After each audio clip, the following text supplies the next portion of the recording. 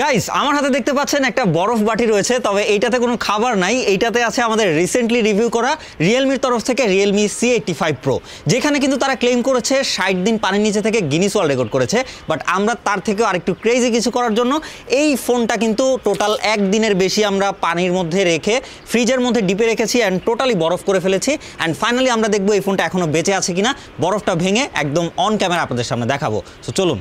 So দেখতেই পাচ্ছেন totally কিন্তু এটা বাটির মধ্যে একদম বরফ জমে গেছে, একদম বরফের মধ্যে। সো এই বরফটা আমরা ভাঙবো অ্যান্ড ফাইনালি অনেক ঠান্ডা, ফাইনালি দেখবো যে ফোনটা আমাদের ভালো আছে কিনা। ওকে, তো দেখতেই পাচ্ছেন ফোনের অবস্থা টোটাল 1 দিনেরও বেশি সময় এটা কিন্তু বরফের মধ্যে ছিল। অ্যান্ড ফাইনালি বাটনগুলো টোটালি জমে গিয়েছে। ও ফাইন, সো দেখতেই পাচ্ছেন ডিসপ্লেটা কিন্তু অন হয়ে গিয়েছে, বাটন একদম জমে আসলে শক্ত হয়ে গেছে, তারপরেও আসলে এটা কাজ করছে। আচ্ছা, আমরা ডিসপ্লেটার ব্রাইটনেসটা একটু বাড়িয়ে দিই, তাহলে আপনারা বুঝতে পারবেন।